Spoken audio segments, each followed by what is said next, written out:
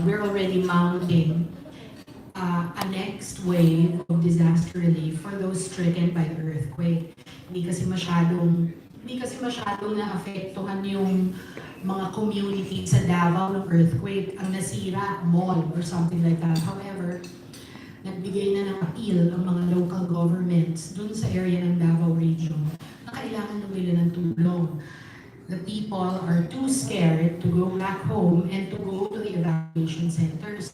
Nandun sila ngayon kumpul-kumpul sa mga schools. So your GMAKF is on its way now to distribute relief goods within the next 3 days with our news teams. So, ang tinuro sa amin ni Tita Mel, kailangan ng work news so that once mayroong disaster na mangyari, we go there immediately. We go when it is needed. So, etong disaster relief na ito, I think it's very apt that Bea is our advocate kasi she's always there for us. So, thank you, Bea. Thank you, Bea. And of course, versatile and talented dramatic actor Rocco Nacino will be joining GMAKF's health and nutrition projects, such as the Bisig Bayan and Give a Gift projects. Alright, would you like to share? Yes, good afternoon. I feel so new. Parang, I feel like a new member of the team na nakasama dito. But I really feel humbled and really honored to be part of this. Kasi reading everything and being briefed about the projects that KF has, it just takes me back kung kailan bago ako pumasok ng showbiz. Ang maliit na gawain namin ng nanay ko na magbigay ng pagkain sa mga bata na sa kalsada para makapagbigay saya lang sa kanila sa araw ng Pasko. Ngayon has bloomed into me entering showbiz and being able to provide more to more kids and lalo na with children with cancer, even more to be part of KAPUSO Foundation. And now, sinasabi nga ni Bea and all our executives of their adventures and their experiences of going to different parts of the Philippines. Sabi ko, kakaibang experience na to. And I just feel so excited. Kasi totoo na yung sinasabi nila yung kabataan natin, sila talagang future natin.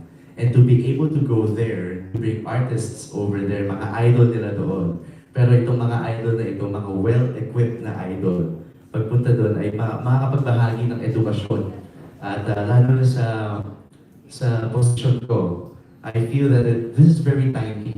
Dahil sabi ko, maibabahagi ko yung mga kaalaman ko bilang isang nurse, isang frustrated doctor ako, pero siyempre hindi ko na makakamit yun.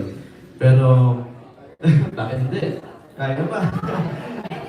Pwede pa. But, ang sabi ko, totoo naman po kapag in terms of health and medical issues and medical professionals going to sa mga liblib na lugar, syempre mga kapuso natin na in need, hindi rin nila naiintindihan. So sa tingin ko, yung part ko dito sa mga kapuso natin, yung pagbibigay ng layman's term, yung pag-explain sa kanila na maayos para maintindihan nila ano itong ginagawa natin para sa kanila. And for me, I enjoy imparting knowledge. I enjoy teaching. Nadala to sa aking kurso. And it's timely because this Saturday I'll be graduating as a reservist of the Philippine Navy. Sabi ko, magagamit ko yan lahat in our projects. So, perfect, kasi kasama pong AFT eh. So natutuwa po talaga ako sa mga proyekto natin. These projects will really, if pwede nga po, I can bring my mom along. Yeah. Para po sa kanya, malaking katuwaan para sa kanya yan, para experience ito. I just feel happy that we will be able to spread joy and give hope to people, lalo na in terms of health. Children with cancer, different kind of hope ang mabibigay natin sa kanila with these projects. And excited lang ako makapag-impart ng knowledge sa mga kapuso natin, lalo na sa mga kabataan. So thank you for having me on board, and I'm really excited to experience what they experience hopefully for the next few years also. So thank you for having me part. I'm not so sure if everybody is familiar, pero Rocco's mom is a cancer survivor. So that's why the advocacy of cancer is very, very dear to him. Kasi very, very are people able to survive it. So one of the projects of GMA KAPUSO Foundation, which Tita Mel founded very early on at the start of GMAKF, is our KAPUSO Cancer Champions. Every year, we look for 20 kids with good prognosis of cancer na matutulungan namin, and we give free chemotherapy sessions. In fact, we're going to launch that this Friday for this year, no? So that's very important to our health projects. And si Rocco has already expressed his desire to go with us in our quarterly medical missions. This November, we're going to be going to Negros Oriental, no? Which is one of the top 25 poorest provinces in the Philippines.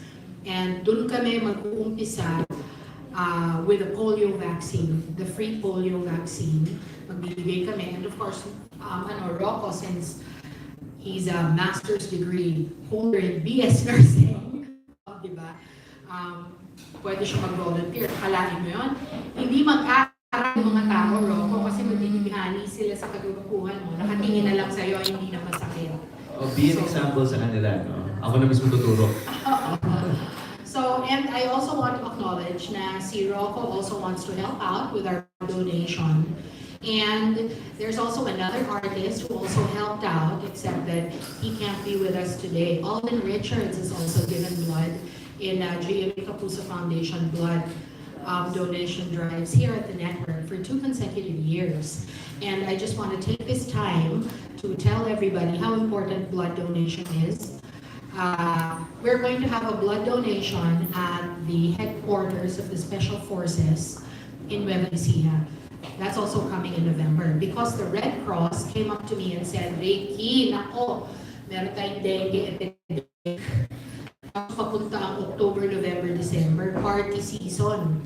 Pag party season, lahat may lechon, lahat high blood. Wala nga magdo-donate ng dugo. We usually have a shortage, October, November, December. And then, not a lot of people, our blood donor numbers are going down. But Tita Mel, that's why yung number ng blood donors is going down. Dahil, at saka ang dami kasing lifestyle diseases ngayon. Bata pa lang, may high blood na. So we have to go to the military camps because it's their job to be fit, diba? So Rocco says that he wants to go with us when we go to the Special Forces base. That's in Nueva Ecija this November because we really have to donate blood. Dahil pagdating din ng October, November, December, ano nangyayari pag nagpa-party, nakakainom, na-aksidente, kailangan mag-transfuse ng blood, mawawala ng blood, may dengue epidemic, kailangan ng dugo. So, we really have to encourage more youth. Bakit? Diba? Bakit youth ang kailangan? Wala silang altang presyon. Hopefully, wala silang diabetes. Hopefully, pwede silang mag-donate. That's why. Thank you, Rocco. Thank you very much. All right. So at this point po, we officially proceed to our with our GMA KAPUSO Foundation executives, executives, and also our GMAKF advocates.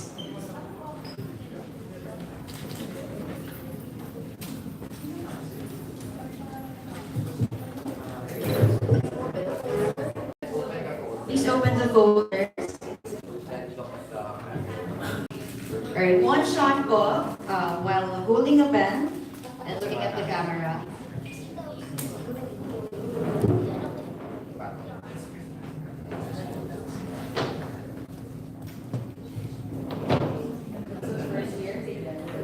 Okay. Hindi po katabi si Jean. Ito po. 1, 2.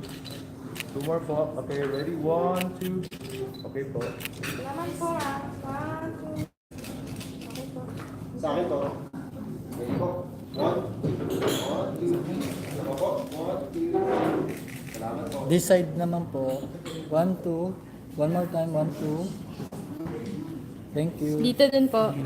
1, 2. One more. 1, 2. Thank you. And also, mga kapuso would like to share that Rocco, Bea, Patricia will be joined by twin stars Sofia Paulo and Will Ashley. They will be the youth advocates naman for unang hakbang sa kinabukasan or the education support. Yes po, you may proceed with the signing.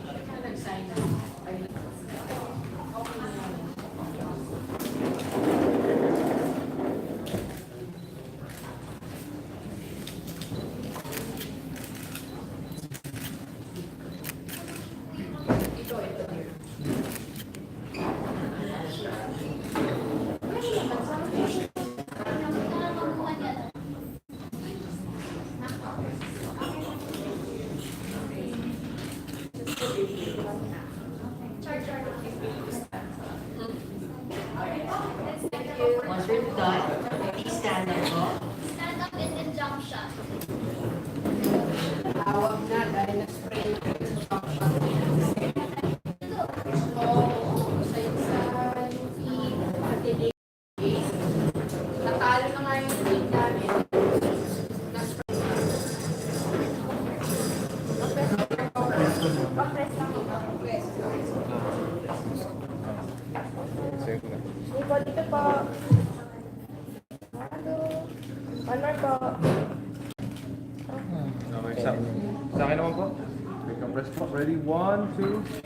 One more po. Ready? 1, 2. This, Okay. Go na. ikaw muna.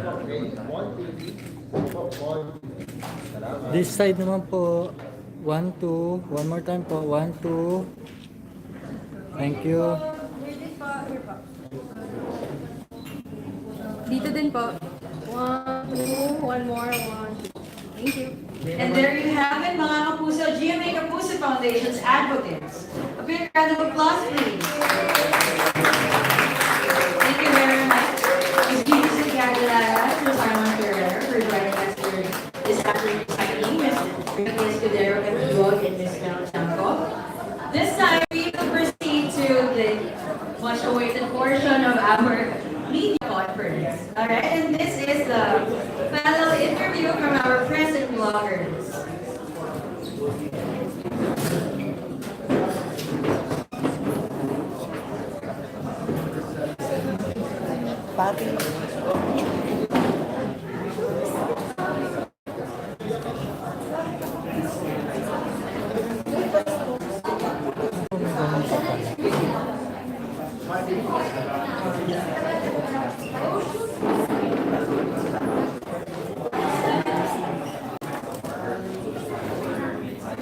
Alright, we would like to request again our advocates and Ms. Ricky and Ms. Mel to be seated here in front for the panel interview. And the first, ang una kong magtatanong ay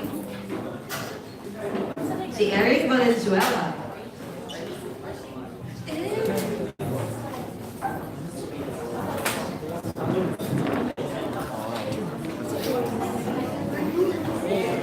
Ay, ano ba?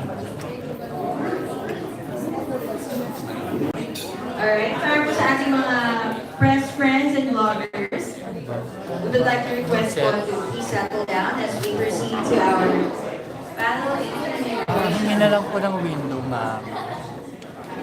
Ay, si Gigi.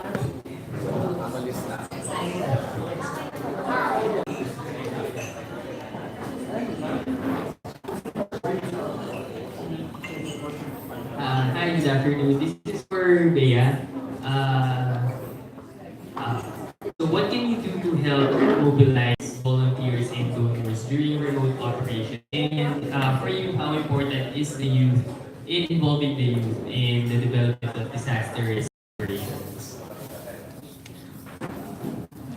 Okay, yung ano po yung una? What can you do to help the foundation in mobilizing volunteers and donors for the KAPUSO Foundation during remote operations where you have to go to the super remote provinces or Siguro unang-una po is be an example. Na kahit na hindi problema, o not just the youth, but everyone. Kasi syempre, kapag ganyan mga relief operations, mga disaster relief operations, kailangan mo talaga ng lahat ng tao, as in all hands on deck. As much people na kailangan. Kahit, alam mo, pwede po kasing makatulong kahit hindi ka pupunta sa mga lugar na yun, kahit hindi ka mag-on by volunteering sa repacking ng mga relief operations. Meron pong warehouse ang KF, I think somewhere Commonwealth. Tandang Sora, pwede pong magpunta doon or pwede bang kita mag-volunteer sa telephones? Usually talagang sa repacking. Ayun, sa repacking, yun talaga yung kailangan. You can already help by kahit hindi ka makalive ng matagal sa trabaho, hindi ka pinapayagan ng magulang mo pumunta sa malayong lugar or nag-worry ka sa safety mo, if ever, you can just go to the warehouse and repack goods and it will be a huge help already. And then you can also donate your old clothes na hindi mo kailangan. You can also buy something like mga noodles, ganyan, to donate also. Kasi syempre, hindi naman po enough yung mga binibigay ng sponsors, ng donors, ng mga partners ng KF. Kasi we would always need some more. And yun yung mga ganon. And kung gusto mong tumulong naman, na doon talaga on ground, I think I would start by being an example. Because me personally, I would want to be there, to meet people, and gusto ko pong ma-realize ng mga tao na it does make a difference. Na yung simpleng tulong mo, yung simpleng pagngiti mo lang sa kanila, sa mga tao tinutulungan nyo, it makes a difference. Na parang, meron kailangan iparamdam natin sa kanila na there's light at the end of the tunnel, that there will always be a positive thing na mangyayari kahit kahit ano yung pinagdadaanan nila. So yun, sa start ko po talaga by being an example. And syempre, by spreading awareness na parang kunyari, meron kasama tayo, may mga volunteers na nagpunta doon, I would encourage them to bring friends, to be an example also to their friends, to help. Kasi ano yun eh, and be aware na hindi mo kailangan ng malaking pera, hindi mo kailangan ng engranding donation para makatulong ka. Kasi kahit ano yung mga bagay, kahit ano yung oras, kahit gano'ng kaiksi yung oras na pwedeng mabigay mo, it will make a difference. Thank you so much, Eric Valenzuela. And susunod naman po na magtatanong ay si Chad Solis. Hi, good afternoon. My question is for Ms. Mel po. As the face or ambassador of KAPUSO Foundation po, what is your advice na po sa ating mga young advocates for them to embody yung serbisyong totoo? Okay, we are not advocating that they forget everything in life and volunteer and help. Hindi naman pwede yun, no? Kasi they have their own lives. No? Tama yung sinabi ni Reyna. Una-una, sa sarili mo. Sarili mo muna. Idudugtong mo sa sinabi ni Rocco. Diba? Pagbibili mo muna sa sarili mo. Pagbibili mo mag-aaral ng maayos. Bakit? Para sa ganun, dadating mo, para malibos kang makapagmakatutulong. Tulad din na, oh. Andiyan na sila ngayon. Bakit? Tapos na sila. And now they're going to help the foundation in the discipline na pinag-aralan niya. As in Patricia, no? Being a teacher, she will take care of that education process. And for help naman, being a nurse. Madaling natanong niya rin. Kalagkarin niya rin. Oo nga, kalagkarin niya. So, masasabihin ko sa mga youth, no? Yung dapat talaga nilang gawin sa buhay nila, ano ba yun? Magpakatino ka. Magpakatino ka. Araw ng mabuti. No? In the process, makikita mo kung paano ka tutulong. Pero unahin mo yung sarili mo. Talaga sasabihin ko yan. Hindi baliktad yun na unahin mo yung pag-volunteer kasi iwanan mo yung sarili mo. Hindi. Unahin mo muna yung sarili mo. Magpakaayos ka. At sa ganun, pag laki mo, pag handa mo, pagkatapos mo, talagang ikaw ay papakinabangan ng ating lipunan at ang ating bansa. Okay? Thank you po. Thank you very much, Chad.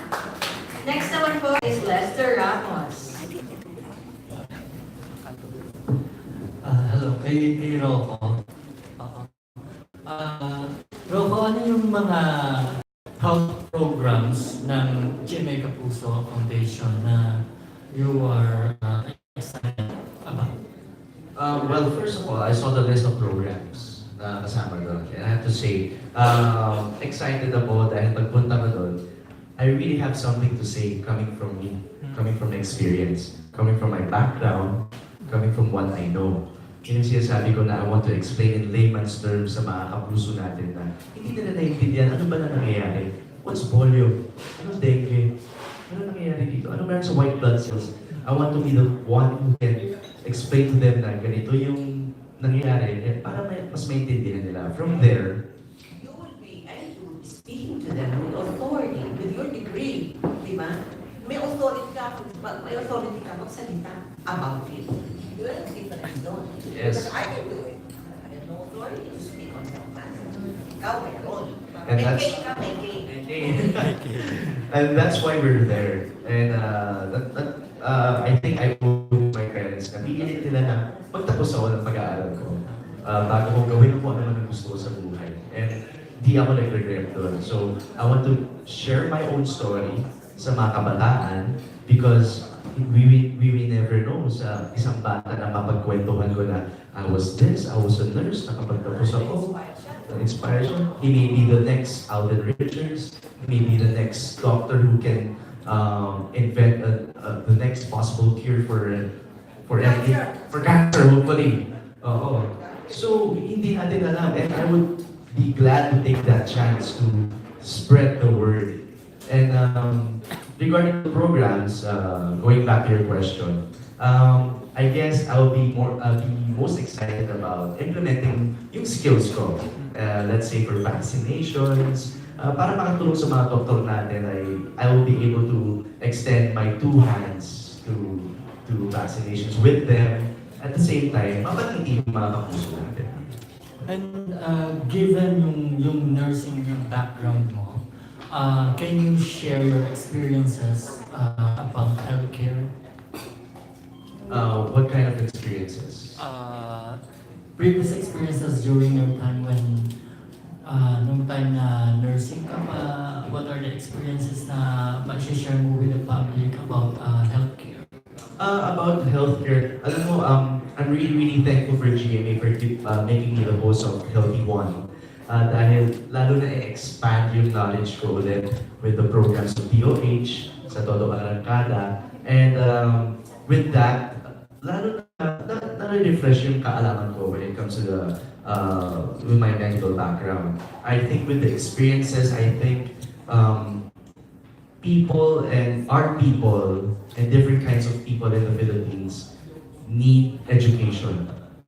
Lalo na sa masa. Didiretso yung nakita. Sa masa. Kailangan talaga nila ng taong makakapag impart sa kanila. Katulad sinasabi ko kanina, ng knowledge para mas maintindihan nila. And it was during my college years that na-implement ko yan. That was one of the skill of a nurse to help patients understand. So, sabi ko nga, yan ang magagamit kong skill dito as an ambassador. Lastly, nabanggit mo kanina you're frustrated doctor. Given the chance, are you willing to pursue your dream to be a doctor? And be a pediatrician. I love kids. Naalala ko po, Miss Mel, nung nurse ko, lagi pa ako nagpapa-assign sa pedia ward. Sa delivery room, sa pampubliko na ospital, usually po, one baby is to one, tawag dito, yung lagayan, yung basket. Pero, in the experience ko po, one basket would be equal 7 babies. So imagine yung line na wala sila. So I would spend my time during lunch break, sinuspread ko equally yung ilaw sa mga newborns para lang sufficient light sila. Kasi yung mga iwanan, sila yung small babies na usually namamatay pa. Kaya iba yung tama sa akin na mga bata. So if ever, pediatrician. Thank you. Thank you, Lester. Alright, so at this point, we'd like to thank Binene for joining us for today's video. Balik po taping, pasensya na po. Yeah, she needs to be excused po for her taping ng Beautiful Justice. Thank you, Bea. Alright, now we proceed to the next si RM Marcelo.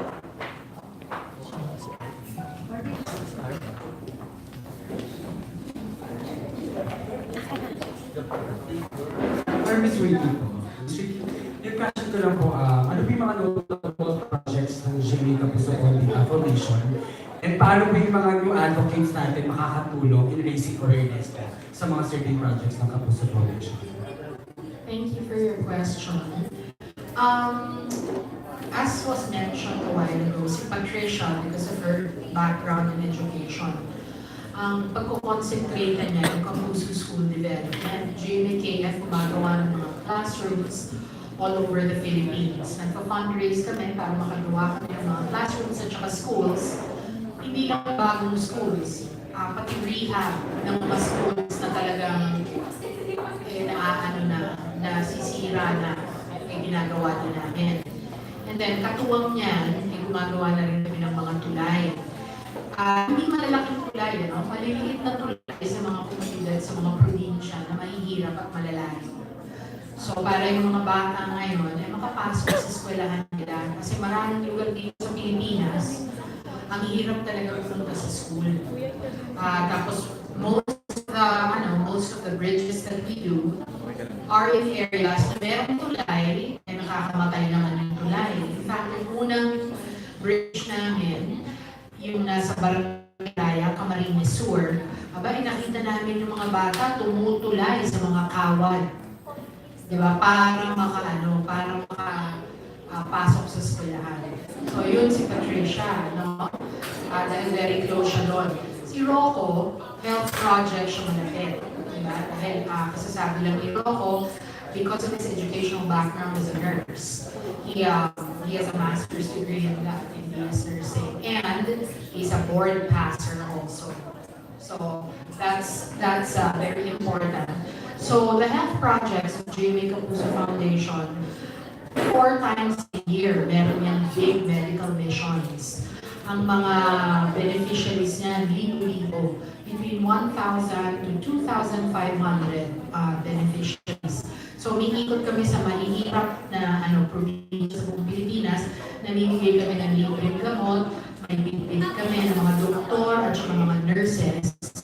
Ito yung pinikwento sa inyo kanina, na ngayong November, papunta kami ng Negros Oriental. So, top 25 yun, included in the top 25 poorest provinces. So, yun. We also have, so basta quarterly yan, meron kaming medical mission. We also have twice a year surgical missions. Operation Bukol, lahat ng klaseng bukol, basta hindi cancerous, tatanggalin natin. So, meron kami ngayong December sa probinsya ng Rizal. So, usually doon mga 150 to 200. At saka, yun ang minor operation, yung mga bukol, no? Pero, meron ding major operations. Mga batang walang puwet, ginagawa namin ng puwet. Nakalabas ang bituka, binabalik namin sa loob. Luslos. Yung anak ko nagkaroon nito yung water in the testicles, hydrocele. Diba? Yun yun. So, usually ito, super mahal na mga operasyon. No? So yan, included yun sa advocacy ni Rocco. Rocco is supposed to go. And actually, Rocco, since he's a nurse, he can actually participate. And he can do stuff that nurses do at our medical missions, which is to inject vaccines, dispense medicine, at saka kausapin ng mga tao na dapat talaga inumin ang gamot na binibigay. Kasi part of the reason hindi magaling ang mga Pilipino, umiinom ng gamot. Dapat 7 days inumin yung antibiotic na libre namin binibigay. 3 days humigin na ang pakiramdam. Hindi na inumin yung gamot. Pagkatapos nun, immune ka na dun sa gamot na yon. Pag nagkasakit ka ulit, hindi ka nagagaling dun sa gamot na yon. Hindi alam ng maraming tao yun. So makakatulong talaga si Rocco sa pag-educate. Ang isa pang important are the pillar projects. Ito ang mga proyekto na talagang pinag-isipan at tinatuyod ng aming minamahal na si Tita Mel. Kasi si Tita Mel, ang tinatanggap na sweldo, ginagawa niya talaga dahil sa pagmamahalan sa masang Pilipino, no? So, ang mga pillar projects ng GMA KAPUSO Foundation, yan yung unang hakbang sa kinabukasan. Namimigay kami ng school supplies, 80,000 indigent children sa buong Pilipinas. Pumupunta kami sa kilikili ng Lanao del Norte, Lanao del Sur, Maguindanao, sa mga lugar na walang gustong pumunta kasi masyadong peligroso, no? So, we enlist the aid of the Armed Forces of the Philippines kasi sila yung may mga malalaking truck na talagang sila lang ang nakakapunta doon. Kasi nag-give up na talaga yung mga rental vehicles yun. So that's one, unang hakbang sa kinabukasan na meron din tayong advocates for that. Diba? Si Sofia, diba? Yun. And then, the second is yung minention na kanina, give a gift. Ito na, magpapasko na. Namimigay tayo ng 65,000 Christmas gift packs all over the Philippines. Nag-umpisa na tayo sa Mountain Province. Hindi natin kasi kaya i-distribute ang 65,000 sa isang linggo. So nag-uumpisa na tayo ng October. Lots of filler projects, Bisig Bayan, hindi siguro alam ng mga tao, namimigay yung GMA KAPUSO Foundation ng libre ng gamot. Monday, Wednesday, and Friday, bukas ang opisina namin. At kapag talagang mahirap kayo, may certificate kayo of indigency, libre po yung gamot na binibigay namin sa inyo. So all of these pillar projects were thought of by our founder, si Tita Mel, kasi nakita niya na talagang kailangan yun ng Pilipino. So these are the things that we want to tell young people about, diba? To tell the rest of the population about. Kasi, why? We really believe that good deeds go hand in hand with celebrity. Why do they use Leonardo DiCaprio as the spokesperson to save the earth? Why is Angelina Jolie with UNICEF? Because kapag swerte ka sa buhay, ang ganda ng kita mo, guwapo ka, maganda ka, magdalo, dapat magbigay ka, mag-share ka ng blessings mo. And, ang mga tao, you can't help it, diba? Siyempre, gusto nila, celebrity news and all. Mas makikinig sila if the message comes from our celebrities. So, that's why we really thought of this. Dahil si Tita Mel din sabi niya, dapat lahat ng tao involved sa dugo din. If everybody is involved in doing good for our poor, siguro kahit pa paano maiigsa natin yung kahirapan na kinalulungkukan ng Pilipinas ngayon. So we just want to help. Thank you for your question again. Sorry lang haba. Thank you, RM, for your question. And last po na magtatanong is John Bueno. Secretary Patricia, I know that you've already gotten your own personal advocacy, your own personal educational projects. What's going to happen to that now that you're involved with the KAPUSO Foundation? Are you going to put that aside, and of course, you guys are working. How much time would you find in order to help KAPUSO Foundation? So, for my passion project, which is Push to Read, I do it at least once or twice a month. And then I also have Inquire Read a Long Storytelling twice or thrice a year naman siya. And then with this one, anytime. Alam mo, it's all about time management. And when you balance everything, and when you're organized, when you plan everything, you have no excuse. You can squeeze in time kung squeeze but 24 hours a week active, it's possible as long as you have time management and you plan your schedule and organize everything. And if you're 100% committed, kaya mo maayos yan at mabigay ng oras. How about you, Rocco? Of course, kayo pareho nag-work kayo. Yeah, we have our teleseries. I have helping one as well. But kaya nandiyan ang managers sa handlers namin to fix our schedules. Pero ang alam nila, sabi ko naman sa kanila, make it happen. Kung kailangan ako ng KAPUSO Foundation, make it happen. And in-express ko na rin sa kanila, sa Artist Center, to give time talaga. Because even I myself would want to experience all of these. Iba talaga kapag ikaw yung nandun, iba yung drawing ka. Sabi ka na lang sabi, iba yung ginagawa mo. And Rocco, what's going to happen also to the work that you've done with, of course, the cancer patients?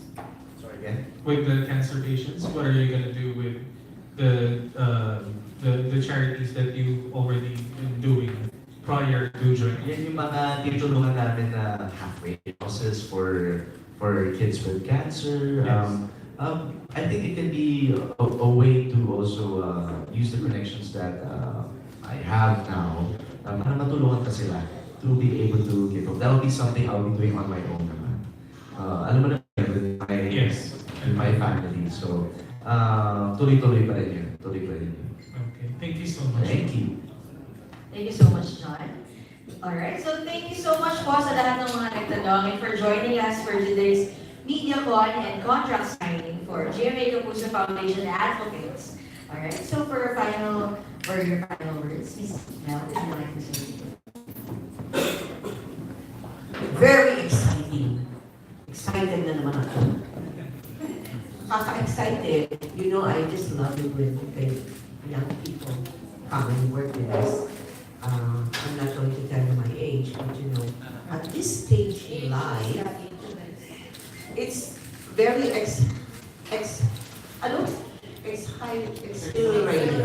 exhilarating.